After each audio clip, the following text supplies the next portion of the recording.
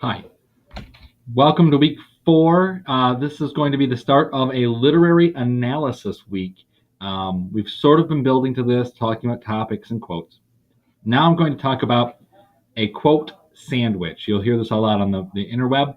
If you go to Google, look in literary criticism, literary analysis, quote sandwich, you're going to see this. It's the basis of how we present a thesis or a topic, and then we'll make an assumption. It's got to be defendable. It has to be something that's argumentable.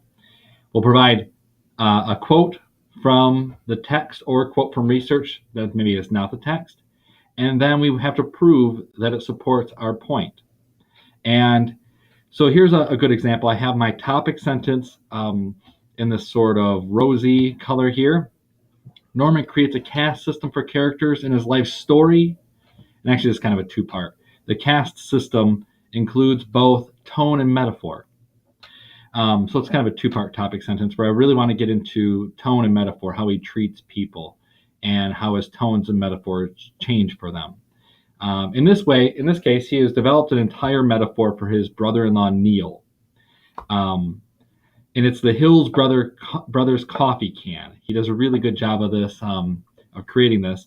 And I found the last mention of the coffee can, and it sort of surprised me, and I highlighted it as I read it, because every time I highlight something, there's usually something that's argumentable, something that's interesting there. And so I highlighted this last mention, and I thought to myself, why did he mention going back for this coffee can? What was so important?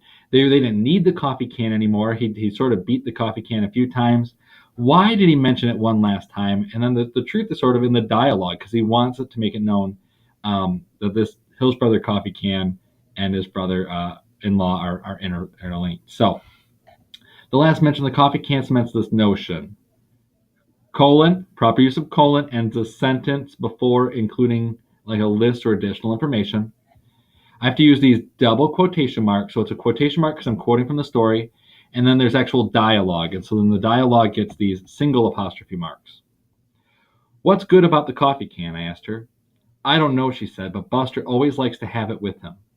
Well, he didn't show up to Montana with a coffee can, but he's saying essentially here that the coffee can and his brother-in-law Neil are sort of indistinguishable. So why? Why did he include this? Well, I think it's really to cement the notion that this can was a metaphor. So in this dialogue, Norman felt it important to show the last retrieval of a used fishing can. The can is not essential for the ride home, nor do they plan on any further fishing. The can shows no artistry, no mastery, and no respect. It is a literal can of worms that is inseparable from Buster. The fact that Norman felt compelled to mention it one last time in such a specific manner exemplifies how strongly he felt about the metaphor. This is a quote sandwich. I have my sort of hypothesis, my thesis, my topic sentence, some transition, my quotation, and then my analysis of why I feel it's so.